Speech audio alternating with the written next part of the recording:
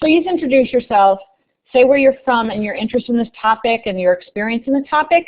And if you have different experiences than what's described here, please share them. It's so important. The chat room is just as important as the whole presentation here.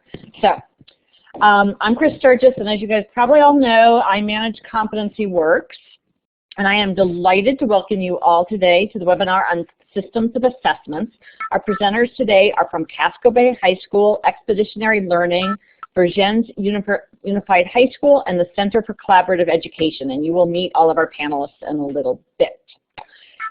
Before we get started, I want to give you a little background about CompetencyWorks. We're a project of the International Association for K-12 Online Learning.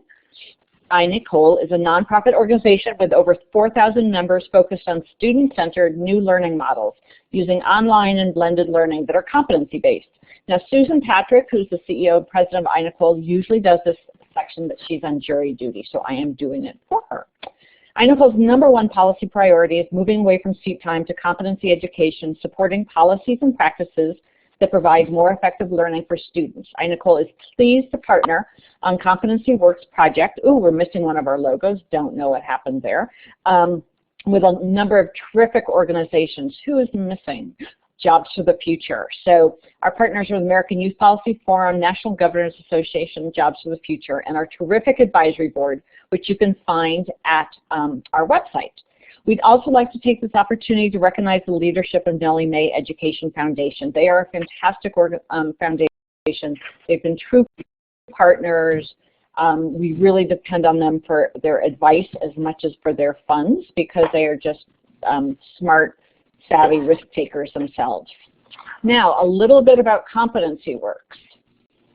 Hopefully you've all been to the website before. We're dedicated to creating a virtual learning space for those of you advancing competency education across the country. As you probably know, you can find blog posts written by students. There's a great one from a student from Iowa. It's fantastic. You've got to go read it. Teachers, principals, consultants, and state leaders sharing what they're learning. We periodically write briefing papers on topics that are of high interest. We'll be releasing one on information management and one on state policy later in February. And we offer the Competency-Based Pathways Wiki so that you can find additional resources when you need them. Now this is very important. Ooh, can you all see the orange light? I don't know how it's orange, but now it's going to be stuck there. But anyway, that's the wiki link. And if you go there, anybody who wants to find these slides, if you go there on the home page, look over to the right, you'll find a link to this webinar with these slides. This webinar will be archived there and resources can be found as well. You may want to create a tab so that you can take a look during the webinar. Okay, so I've already encouraged you all to use the chat room. I see people introducing themselves. I am so pleased. Also, what we're going to do to save time is please comment or add questions in the chat room. We are going to pause in between our different panelists and take time for questions. And Rob and I will ask the questions to the panelists and they'll be able to respond. And again, if you have a different approach, please tell us about it because that's where we get really deep into the learning. Let's see, do I have another one? I can't even remember. Yes. So first of all, this is the first of 4 I think they're out of order. Nope, hold on. I missed a slide in there. Anyway, this is the second of 4 webinars based on Making Mastery Work, a close-up view of competency education, written by Nora Priest, Antonia Rudenstein, who is joining us today, and Ephraim Weinstein. It was produced with the support of the Nellie Mae Education Foundation and the Bill and Melinda Gates Foundation. The project was initiated to learn more about proficiency education, and so these are 2 of the schools that were involved with the project, and we'll hear more about that. So let's take a minute to talk about the working definition. As you know, states and schools are all using different language to talk about competency education, such as proficiency-based or mastery-based. And people may use different language here, and that is fine. But what's important is that we have a shared definition. In front of you is the definition that CompetencyWorks uses based on input from innovators from the field. Regardless of what we call it, what is most important is we share a commitment to helping students reach proficiency with adequate time and supports. So you will always hear a focus around equity as you're listening to anything that CompetencyWorks puts on. But we're really interested in making sure that students are able to progress with the skills they need and not held back. This definition is designed to drive towards quality and equity. Each of the elements are important. If you have any questions about the definition, you can find a more detailed explanation on the wiki, or you can ask questions in the chat room, or it's fine to even email me, and I can help direct you to resources. So we do have a great set of panelists today, and I'm going to now turn this over to Antonia Rudenstein, who is the Director of Redesign, which is a consulting firm that works with schools to develop new models and teacher effectiveness. It's a fantastic team of folks, and she was also one of the consultants and writers of Making Mastery Work. So Antonia, I am turning it over to you. I am turning off the mic. And hi everybody, I'm Antonia Rudenstein, and I'm really excited to be here, especially with the people from these two schools, Derek Pierce, who's a principal at Casco Bay High School, and Kippy Smith, who's a coach there for Expeditionary Learning. I spent a lot of time with them over the course of this project, and the work that they are doing is really amazing. So I think it'll be great to have them present that. And then in addition, there's Christine Kirkcaldy and Sarah Thompson from Vergennes Union High School, which also did incredible work with their faculty over the course of this project, and very different from that at Casco Bay, so it's a really nice contrast. And Laurie Gagnon from the Center for Collaborative Education worked with Vergennes pretty closely, and the work at CCE is kind of leaders in many areas of competency-based education. So I feel like it'll be great to hear what they have to say as well. I want to give you kind of a couple of quick overview moments on sort of what the panelists worked on, and then also on the Making Mastery Work document. We wrote the Making Mastery Work document. We did the research and wrote it over the last year and a half. We spent a lot of time in New England schools, and it really tries to document kind of the state of play in New England schools who are working on competency-based education. It's not the whole story. There were a lot of schools that we did not study, but it does give a portrait of some of the great work that's happening. Casco Bay, in the course of the project, took on sort of building a system of assessments from soup to nuts, from the small classroom level to this broad school-wide level, and really tried to push on every aspect of the system at the same time, which was a very complex and exciting project. And Vergennes took a very different slice of the work. They essentially have a teacher-led effort where they worked really deeply with the faculty. A group of teacher leaders worked really deeply with the faculty to build capacity around designing performance assessments and thinking about what meaningful performance assessments could look like and what it takes to design them. So that's sort of the main. We'll get to hear about both of those projects over the course of the next 45 minutes or so. I'll just give you a quick 3 bullets on Making Mastery Work. Nellie Mae Education Foundation and Gates Foundation collaborated on this initiative, and it was really all about learning about proficiency-based education. Schools were given grants to push their programs forward, and in return they opened up their buildings to myself and 2 of my colleagues so that we could learn about the work that they were doing and document it for the report. And we tried very much to write this with practitioners in mind. So it's not a policy document, it's not written at a high level. We're really trying to make it possible for people to think about, oh, I could do this in my program, or I could help other people do this, or I could think about things in a new way. So that was really where we came at it, and we tried very much to write it for practitioners at all levels of the system. So with that, I'm going to turn it over to Kippy Smith from Expeditionary Learning in Casco Bay High School. Good afternoon. Thanks for joining us. This is Kippy Smith. And Rob, if you could put it on the Who We Are slide, that'd be great. I want to take a couple of minutes before Derek and I describe a little bit more the work that Expeditionary Learning in Casco Bay High School undertook to tell you who we are. Expeditionary Learning is a nonprofit organization. We have over 160 schools in our network, of which Casco Bay is an exceptional one. Our network includes both district and charter schools who implement the EL model, which is our framework for what an excellent school looks like. We also provide a whole bunch of professional development, both to our network schools and then also to districts outside of our network. And our professional development is based on the Expeditionary Learning model. Our focus as an organization is on improving student achievement, but it's important to note for our discussing the system of assessments that we believe in an expanded view of student achievement. So we think that there's 3 dimensions. Students should master rigorous knowledge and skills, but we also think that they should develop the character attributes that support their learning, such as perseverance or organization. And that they should also develop the capacity to create high quality, high level, rigorous work. Our approach to creating a system of assessments is founded on the belief that character and quality work matter as much as skill and knowledge mastery when kids are in school. Casco Bay is one, as I said, they're an exceptional school in the Expeditionary Learning Network.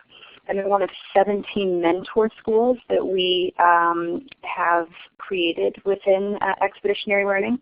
Derek's going to talk to you now a little bit more about Casco Bay. And Rob, if you can put it on the next Who We Are Casco Bay slide. Yeah, so we are in our 8th year. Hi, I'm Derek, and principal of Casco Bay High School in Portland, and thanks for joining us today.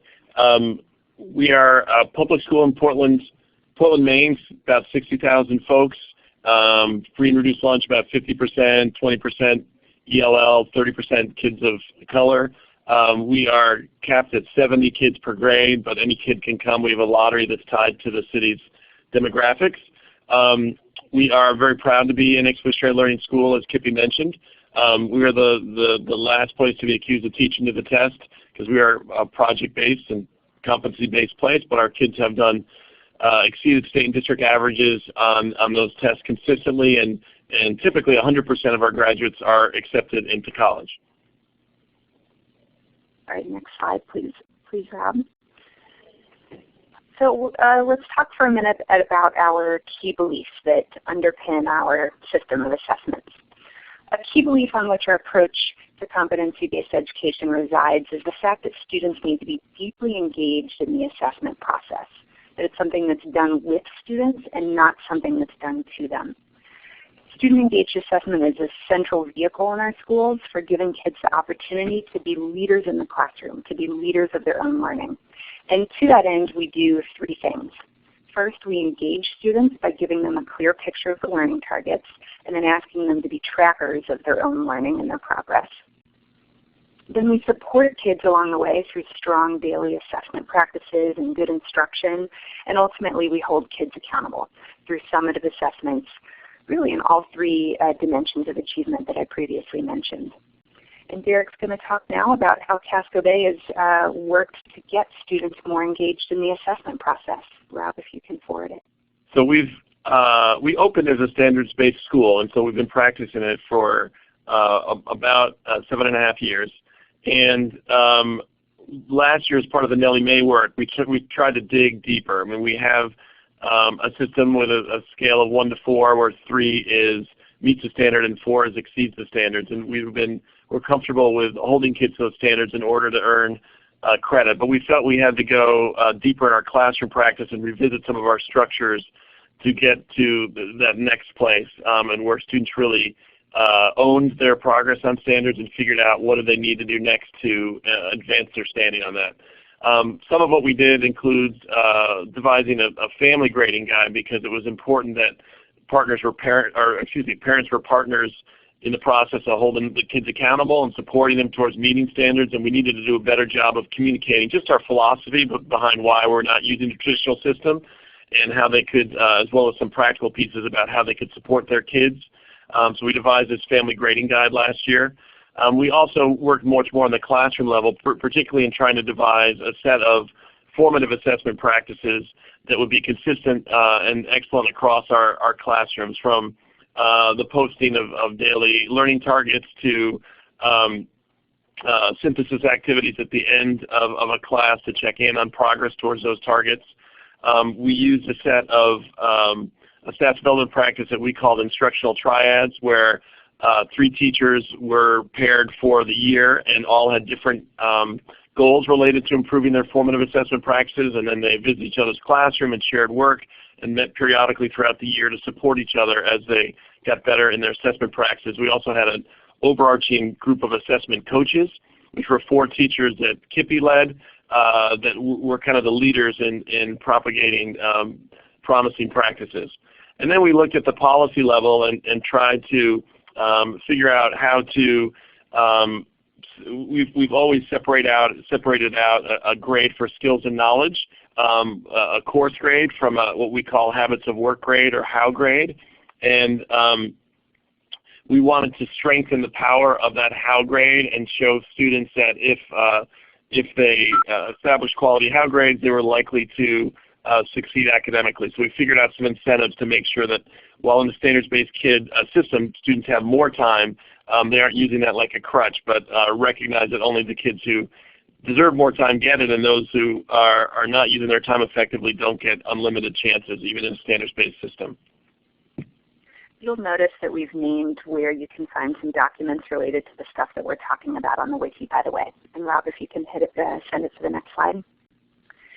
So we want to hone in now on how an expeditionary learning assessment system really fulfills one aspect of the definition of competency education that Chris outlined earlier, that of making assessment a meaningful and positive experience for students. There's 4 elements that we're going to highlight as we continue through these slides here. And the first one is really the foundation of it all, having strong assessment plans.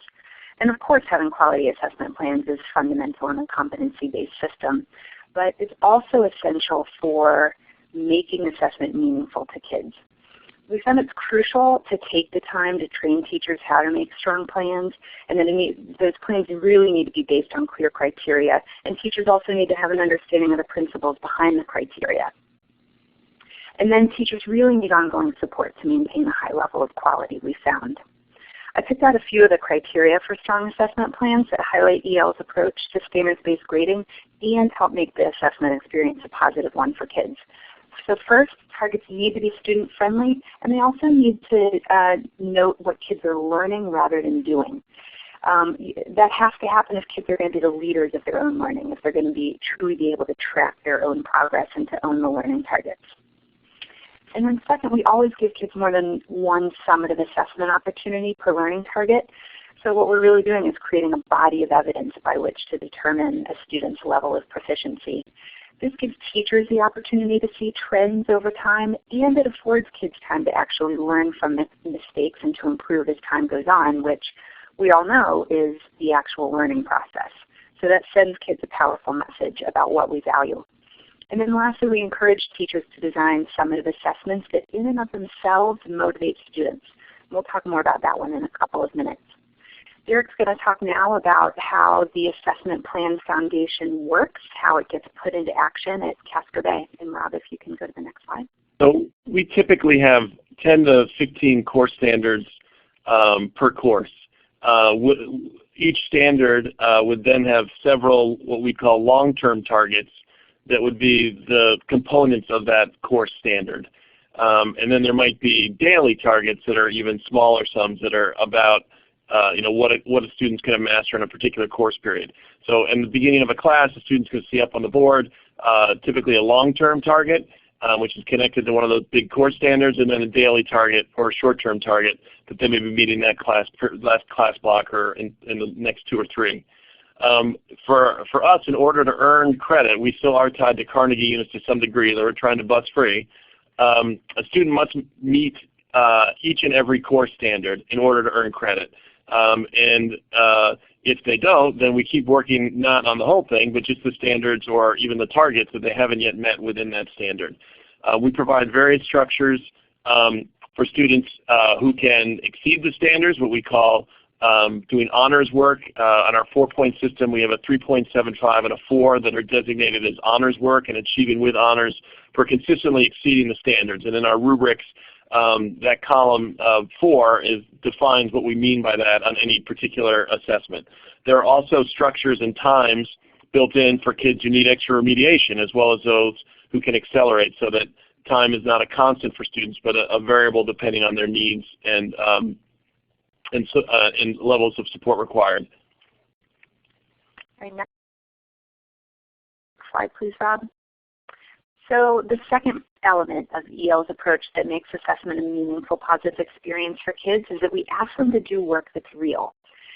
A central mode for delivering curriculum in an EL school is through projects, or what we call learning expeditions.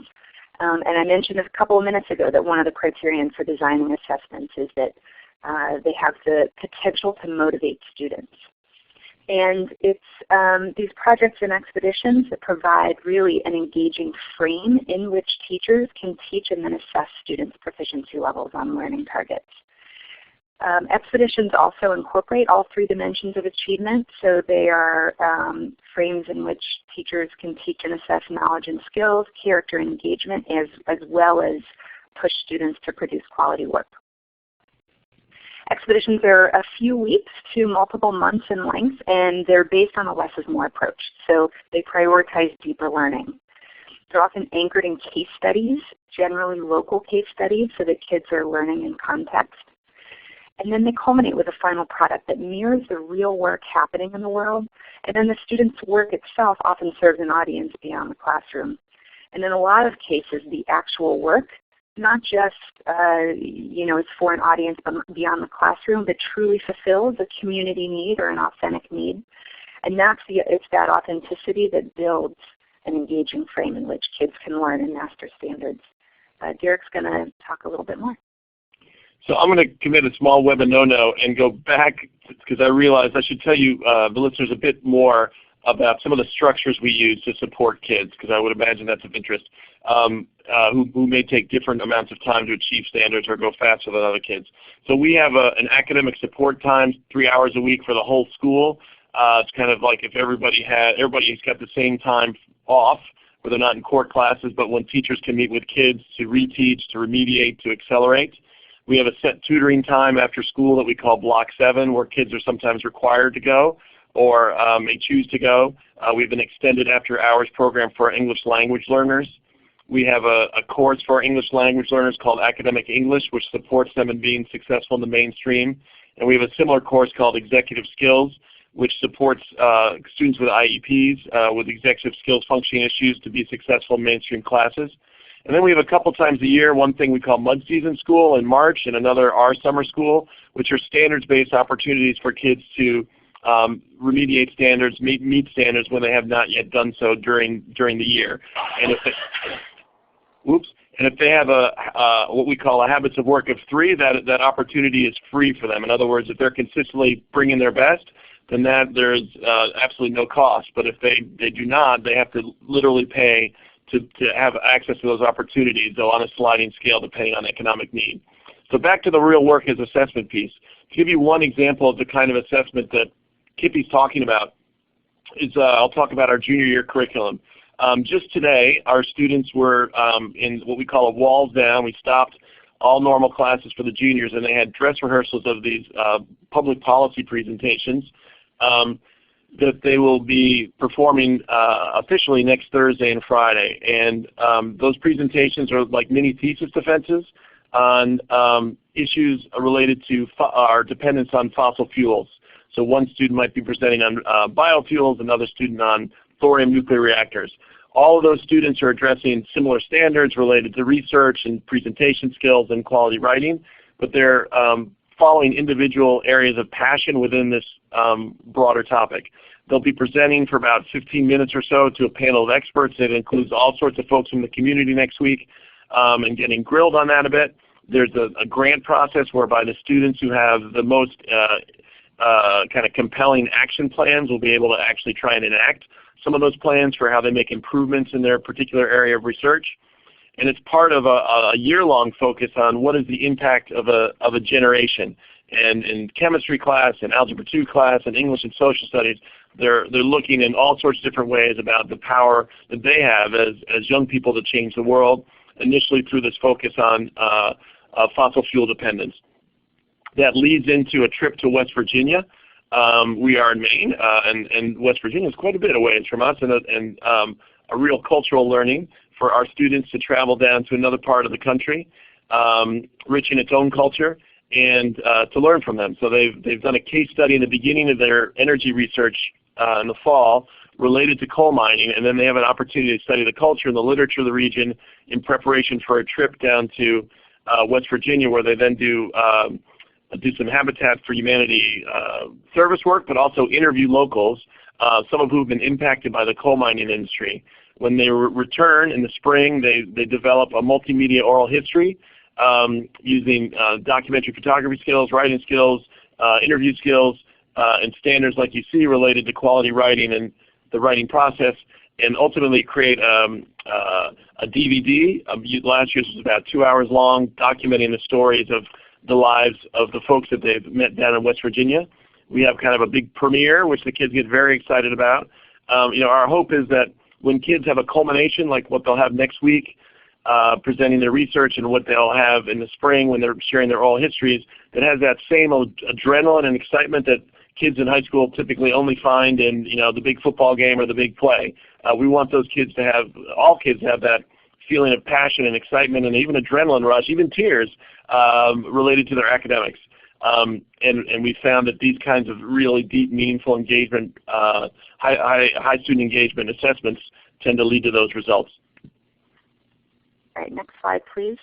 So the third part is instilling a growth mindset, and we'll just talk briefly about some of the aspects on this slide because we've already touched on it a little bit. So learning expeditions are clearly an example of how an EL school develops a student's sense of self-efficacy, but then also a sense of collective efficacy. As Derek was just describing, kids are working together, even though kids are also doing their own individual work. And so then one of the messages that kids hear when they're working towards a final product or culminating event of a learning expedition is that a group can accomplish more together than individuals can separately. And therefore all individuals' work within a class matters. This emphasis on using the power of a group to propel the learning of all the individuals within the group we found is really not always the norm in competency-based education, particularly at the high school level, but we think it's essential.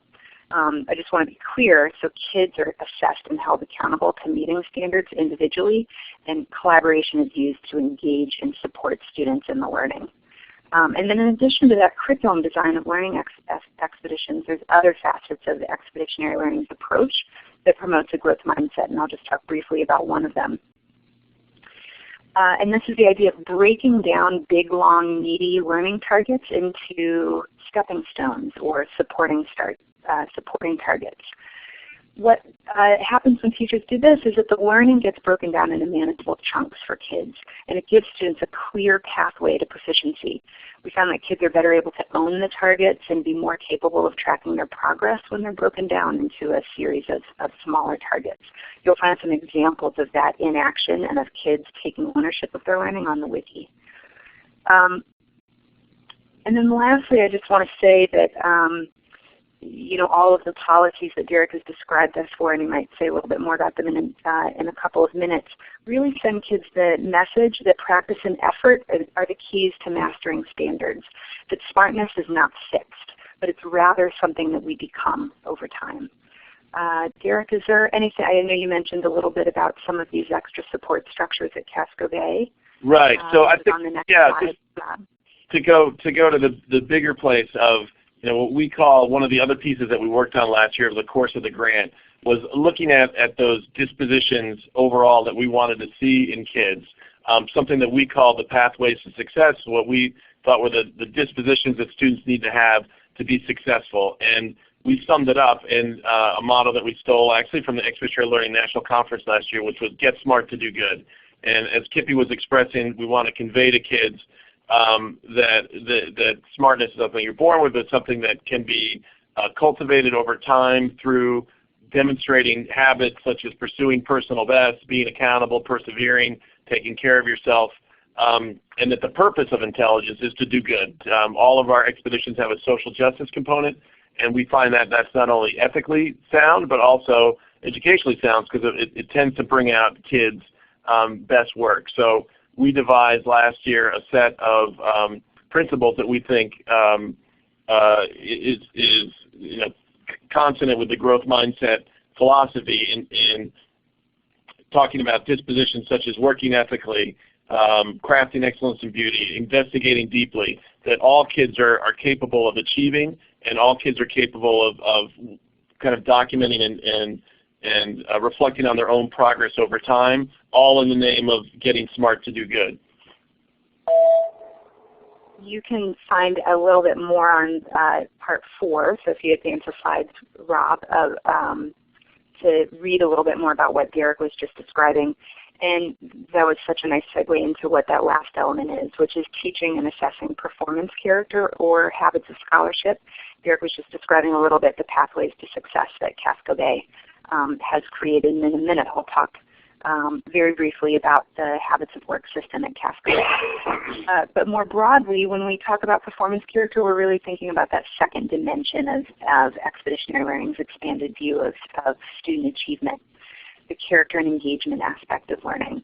And we define performance character as the academic mindset, such as perseverance, and learning habits, such as organization and responsibility for one's work, that kids need to have in order to find academic success. A key, as Derek mentioned previously, is that we assess habits of scholarship or habits of work separately from academic targets, which really clears up any murkiness that currently exists in the traditional grading system. And I'll turn it over to Derek to talk a little bit more about what habits of work looks like at Casco Bay, and then I think we're ready for questions. Right. So we devised and there's revised over time, and they're linked to our pathways now. So universal criteria for what we mean by habits of work. And what it means to meet standards and habits of work. And over time, we've tried to really simplify it because habits of work are about habits fundamentally. So it's about not exhibiting these habits 100% of the time, but consistently. And we've defined that to make it concrete for kids as 80% of the time. So we often, in a shorthand way, say to kids that the way to earn a house 3 in a class is to 80% of the time to do our big 3, which is to participate in class effectively, meet deadlines, and complete work. There are also elements of the habits of work which are related to things like working ethically. So there's habits that are accept responsibility for personal decisions and actions. There are also elements of habits of work which are related to something like pursue personal best, such as seeks challenges and solutions, learns from setbacks and feedback. And an individual team of teachers, like the 9th grade, may pick a particular habits of work to focus on across a whole team if there's an element of those habits that they think really needs to be worked on. And that could be something simple like coming to class prepared, or something more complicated like learning from setbacks. We've, over time, as I alluded to earlier, tried to kind of boost the power of how, so kids see that that is their ticket to success, because that is within everybody's control to earn that how of 3. And we know that good things result. We've even had kids kind of literally graph their how grades and then graph their academic achievement and compare the two to see what lessons they can be drawn, say at a 9th grade student-led conference. We hope to ultimately be moving towards a way to, right now we use it for informational purposes. A student with poor habits of work won't not graduate, for instance, if they meet the skills and knowledge grades in and of themselves. But it is information. We have a how honor roll. It is information that we use consistently to recognize kids and hopefully to inspire them to take more ownership of their learning. We are experimenting and beginning to look at having some kind of digital portfolio that would track kids' progress on these largest pathways to success over time, but that's very much in the beginning phases. And that's it for our presentation. Ready for questions. Thanks for listening. Wow, this is Chris. You guys are incredible because you didn't even have the slides in the computer. We have 2 questions. So first, I want to apologize. There's been a number of technical issues. The wiki has gotten so big, we've actually maxed out on the size. Not all the resources are there. I'm going to work on getting them up because these guys have incredible tools. So by Monday, we'll have figured this out. I'm basically going to have to start a new wiki. but they'll be easy links, so don't worry about that. So Derek, we have a question for you, which is, you mentioned that you are still operating under Carnegie units in Maine, but it sounds like they aren't constraining your program too much, or are they? If you could ditch them, what might change at Casco Bay? Oh, I'd love to ditch them. And we're part of a school district, so part of the issue is if we change our graduation requirements, the other two high schools would need to do that as well, and they're coming our direction, but they're not quite there yet. I think it would enable us to really track kind of, we often talk about it, and we're moving towards this in math a little bit, kind of a suitcase of standards approach, and keeping track of those learning by standards or the longer term learning targets more explicitly, so that if a kid's missing a couple of those targets from 9th grade, we have a more systematic way of addressing those, and that we also can be a little, right now all of our courses are college preparatory anyway. We don't track, and we don't have, so there's no way to kind of avoid doing rigorous work through our sequence of courses, but still we're not at a place where we're saying every kid has met the mathematical equivalent of Algebra 2 before graduation, or the equivalent of a third year of competency in world languages or something like that. And I would love to move in that direction to have kind of clear standards or clear graduation outcomes for kids, so we can be more confident that they have the skills they need to be college ready. Great, this is Chris. Thank you so much, Derek. Oh, wait, we have one more question. Okay, we're going to do this really quickly. And then measuring group and self-efficacy sounds great. Have you incorporated specific tools to measure 21st century skills and competencies? And then after this question, we're going to go to Vermont. I'll start with that question. This is Kippy. The 21st century skills and competencies very much inform the habits of scholarship, or those aspects of performance character that I was previously mentioning. So you can read a little bit more about that, particularly in both the Expeditionary Learning documents and the Casco Bay documents once they are up on the wiki. But yes, that's exactly what those attributes are gearing towards. And just really quickly, oftentimes teachers will have in their classroom their academic skill or knowledge target that they're working towards. And then they might also have a habits of scholarship, or in Casco Bay's case, schools call them different things, a habits of work target that they're working towards. And I think we tend, we're not going to fail a student, for instance, for not persevering, right? But there are certain habits of work that we consider, it's about growth, and it's about where you started and where you are now, and it's about finding opportunities within that classroom to consistently reflect on how you're doing. So it's more of a reflection than an absolute standard that has to be achieved, whereas there are other of those pathways, such as investigating deeply and thinking critically and creatively, that we think we can tie to academic standards in a more absolute way. So it kind of depends on the nature of that skill, how we assess it, nature of that disposition. Great. Thank you, Derek. Thank you, Kippy. That was fantastic. So everybody, I know you have other questions, but we are going to move on to Vergennes Union High School. So Christine?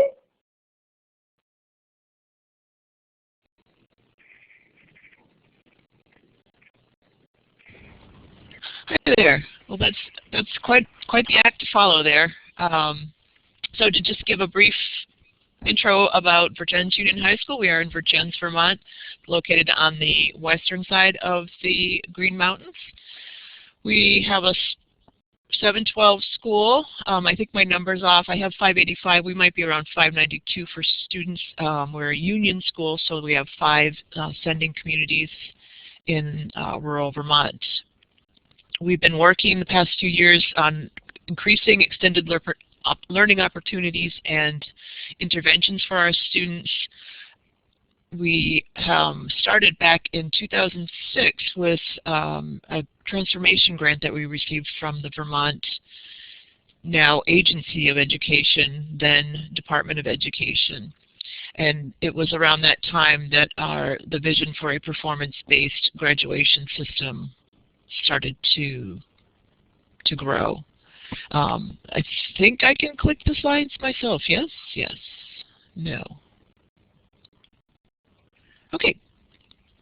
So our biggest question and what we've asked ourselves often is, what will it take to hold learning constant and to vary time for our students, not unlike what Derek mentioned earlier in the Casco Bay presentation.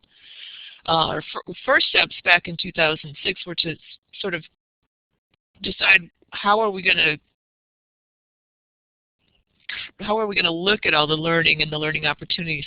So we spent a lot of time categorizing where areas of learning might be. So one of our early iterations of our performance-based graduation requirements, we had 4 categories. We had a student as learner, student as communicator, student as self, as a person, and then student as an autonomous or lifelong learner. We worked with that for a while, and as time went on, we started looking more towards, I guess, with a mind toward EL, I'm not sure, but also for 21st century learning.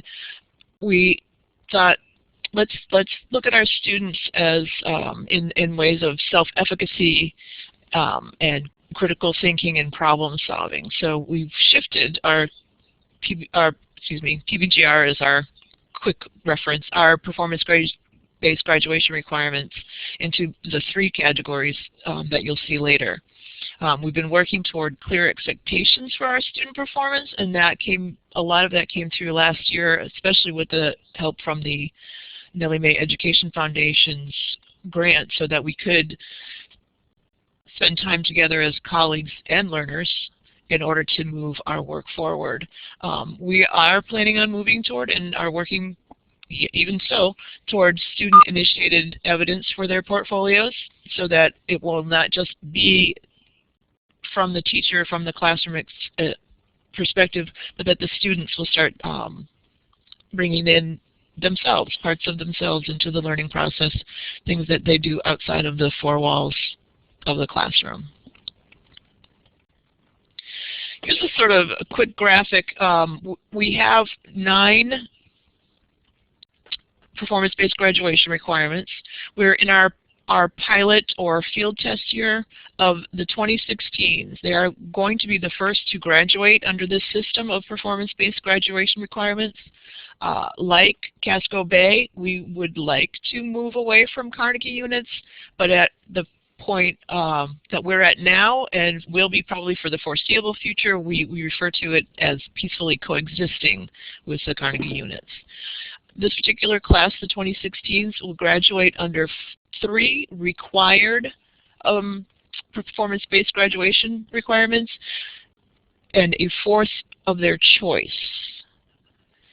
So where we've started now are with the critical thinking and with the communication pieces, and then an optional one maybe in the fine arts or in self-efficacy, as far as setting goals or becoming a contributing member to the society, be it local or global. I'm going to see if this works. So a lot of what we have done in the past few years was try to bring together rigor and relevance and Bloom's taxonomy, depths of knowledge, and sort of blend it into, in this case, I guess you could say a graphic that you see in front of you, so that we can talk about where we'd like our kids to be, where they are, and what are some of the steps that they can use to get there.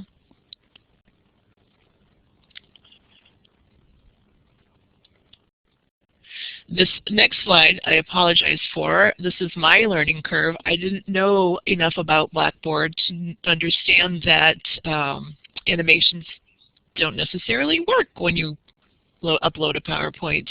So I apologize for the little mess that it looks like right now. What the graphics were supposed to do was to talk about how something like a quiz on Pythagorean formula would be down here in this skill set, this level of understanding, where the student is asked to focus on a single subject in their classroom, do a bit of recall, and produce the answers required on the quiz. Then the next graphic or animation would be the solve a variety of geometry textbook problems. That would bring us down into here, where the student is applying some of that knowledge and bringing in a little more rigor, I suppose, in their opinion, possibly not more relevance. Hopefully not offending any math teachers out there. The next level, or the next piece of animation, would be to take that geometry problem set and bring it up and try to design some problems for other students, either in that same classroom or for a different class. And then our final piece of animation was to take the idea of the independence and have a student independently select and use principles of geometry to choose a route on a topographic map, or a large hiking area here in Vermont is Camel's Hump, and that would be one of those things where they could literally start with the map, move toward actually using their compass and taking that that learning and really synthesizing and creating and real-world performing, getting themselves up the mountain and then back down again, all in one piece. I think at this point I'm going to shift over and have my colleague Sarah talk to you a little bit further about a lot of the work that we've been doing. Hi, my name is Sarah. And I worked very closely with Christine last year, helping the faculty create types of evidence that students could experience in a variety of classes to provide substance and evidence for our performance-based graduation requirements. So by the end of the term, where teachers had time to make these tasks, we had approximately 40 of them to look at. So we had a small group of teacher leaders that were looking at these tasks, and as a school, we wanted to make sure we had a mechanism to ensure that the tasks were meaningful and well constructed. So as a faculty, we had some experience using protocols and chose to use a modified tuning protocol. We chose this so that we had a focused way of looking at our colleagues' work, and that we could get multiple perspectives for feedback. We tried to ensure that every task author received positive and constructive feedback. We attempted to sandwich that feedback in such a way that an author received some positive feedback, information about an aspect that could be improved, and then some other positive feedback. Often the feedback that was most difficult to give but was most needed was that teachers needed to provide more clarity in their student directions. It was clear to the core group of us that did the tuning that teachers had, at least in our school, very little experience working together in a constructive manner. Our teachers were not used to having to give a colleague feedback, nor were we accustomed to receiving that feedback.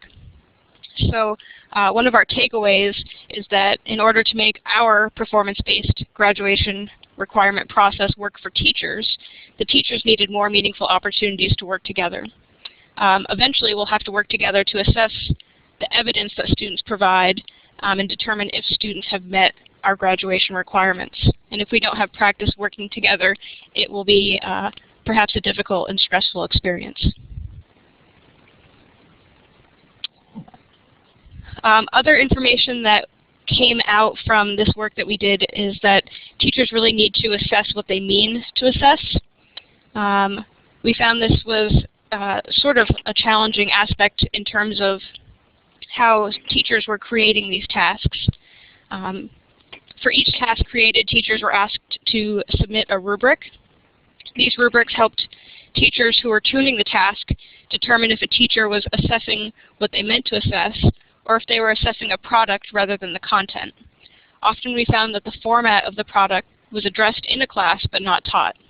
We wanted to try and ensure that students were clear on what was truly going to show their knowledge. Often in first drafts, the aesthetics of a product were assessed with equal weight compared to the content. And if a student is not specifically being asked to show proficiency, say with video making software, maybe the quality of the videography should not affect the student's assessment. So we found sometimes that the format of the assessment can skew how well we know if the student really knows what they know.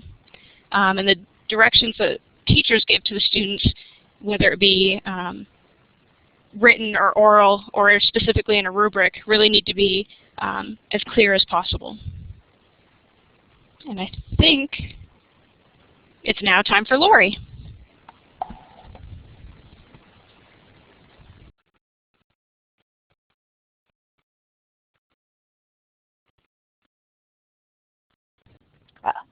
Sorry about that. I see the blue mic, so I hope that you all can hear me now.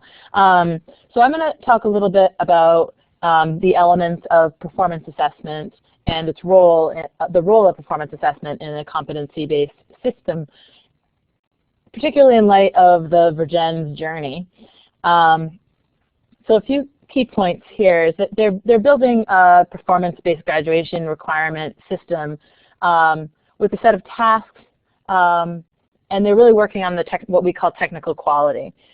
So they have been working in collaboration to tune their tasks and design. So it's really important that teachers are on the same page, because kids are coming to school, not to individual teachers' classrooms.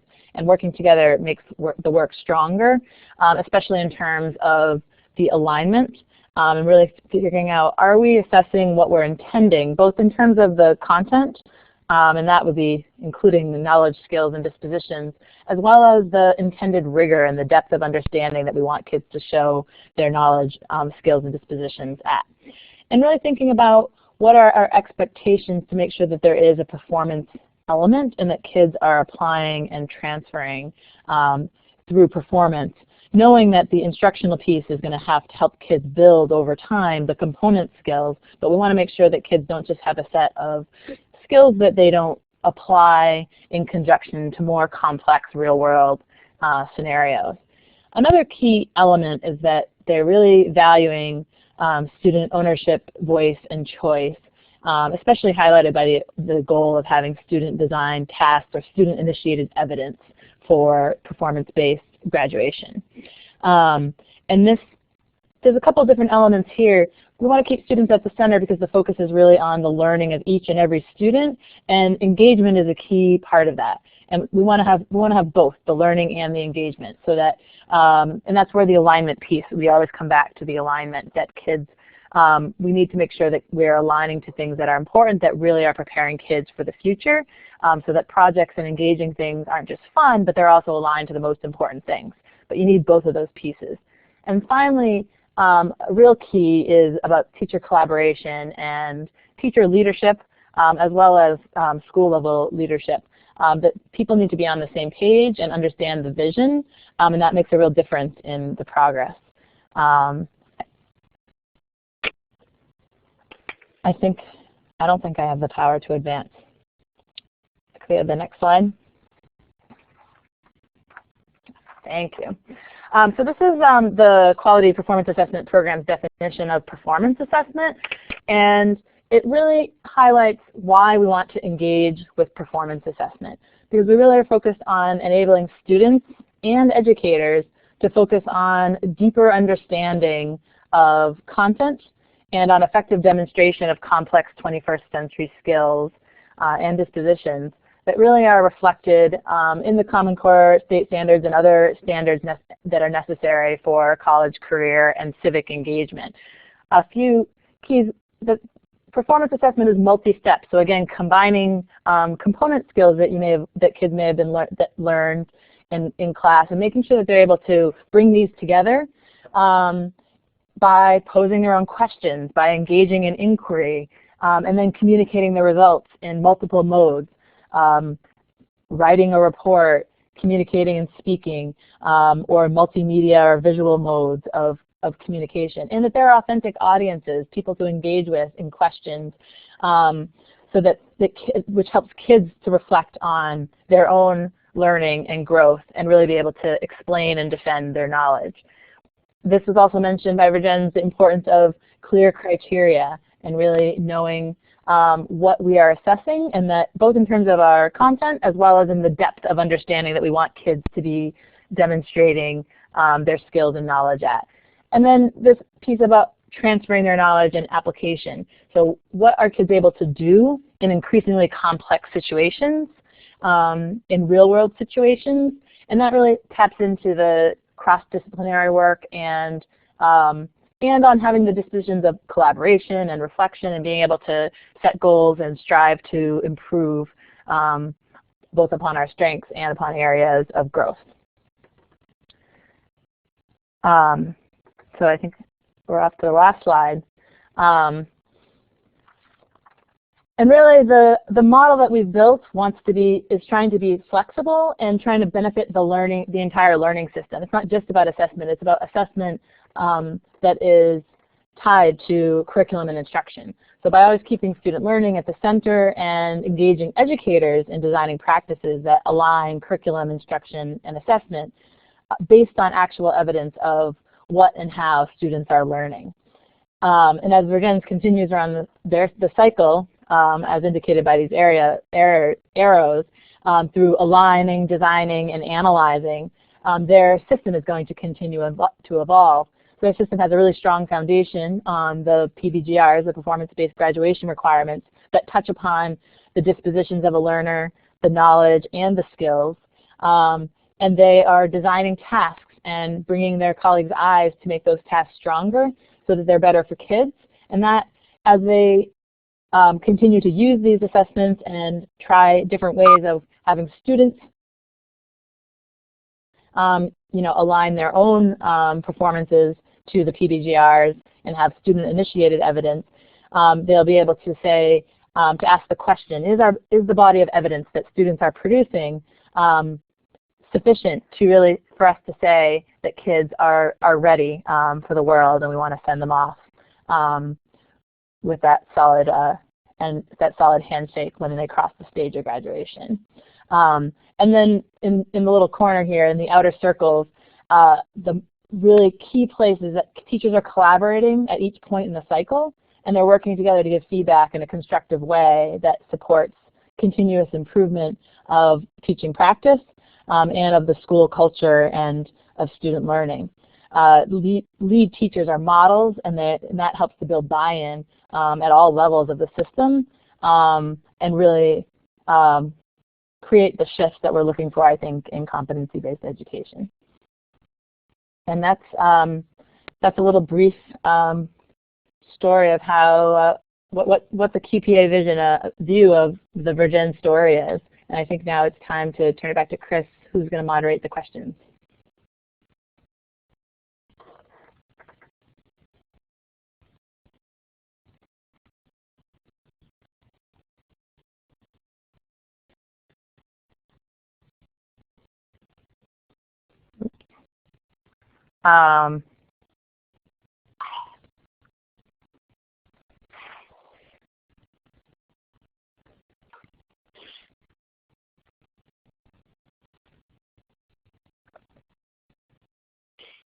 We always have to have the mic change over. It's easy to forget. So you guys, we're out of room. We've had some really great questions just come in, but we're out of time. I'm going to do my best to take those questions and get some responses and maybe put them up on the blog. Let me see if I can handle that. But just want to make sure you all know about the upcoming webinars. The next one with pacing and personalization is going to be very interesting. Two very different schools talking about how they provide support to students who are behind and how you help make sure that kids are staying on pace. Spanning the grades, we're going to hear from Gray New Gloucester to talk about their whole rollout as a district, not just as a school. And then we've got information technology design considerations coming up, and then we're going to talk some more about supporting student success, keep students on the learning edge. Again, it's these support elements that are critical for them to be able to make sure that this competency education really is an equitable reform. So I want to thank you all. I want to thank all the speakers, and we want to wish Sarah a happy birthday, which I am not going to sing to you all, but you can wish your happy birthday as you all sign off. And we'll see you on the next webinar. And thank you all again, and thanks to Nellie Mae. Bye.